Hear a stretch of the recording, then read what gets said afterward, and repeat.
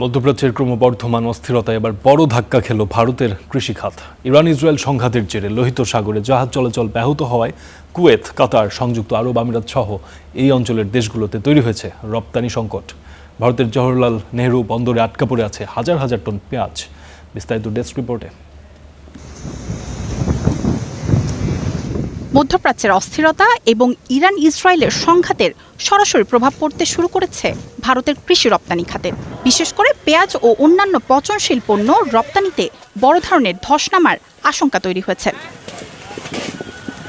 মধ্যপ্রাচ্যের বিভিন্ন দেশ যেমন সংযুক্ত আরব আমিরাত, সৌদি আরব, কুয়েত, কাতার ও ওমানে পেঁয়াজ রপ্তানি করে ভারত।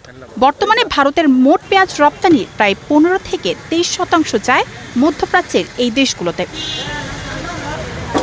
আরব দেশগুলোর সঙ্গে মধ্যপ্রাচ্যের দেশগুলোর যুদ্ধের উত্তেজনার ফলে সমুদ্র পথগুলো ঝুঁকিপূর্ণ হয়ে উঠেছে। এতে রপ্তানি করতে না পারায় ভারতের বিভিন্ন বন্দরে আটকা পড়ে আছে 1000-এরও বেশি কন্টেইনার। মহারাষ্ট্রের জওহরলাল নেহরুর বন্দরে নাসিক থেকে আসা 150টি কন্টেইনারে প্রায় 5400 টন পেঁয়াজ আটকে আছে।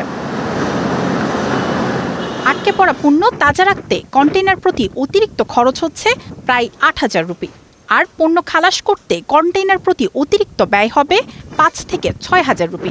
আগামী 2 থেকে 3 দিনের মধ্যে পরিস্থিতি উন্নতি না হলে পণ্যগুলো ফিরিয়ে নিতে হবে। এতে চরম আর্থিক সংকটে পড়বেন ভারতের কৃষকরা। মায়াশিকা রহমান, স্টার নিউজ।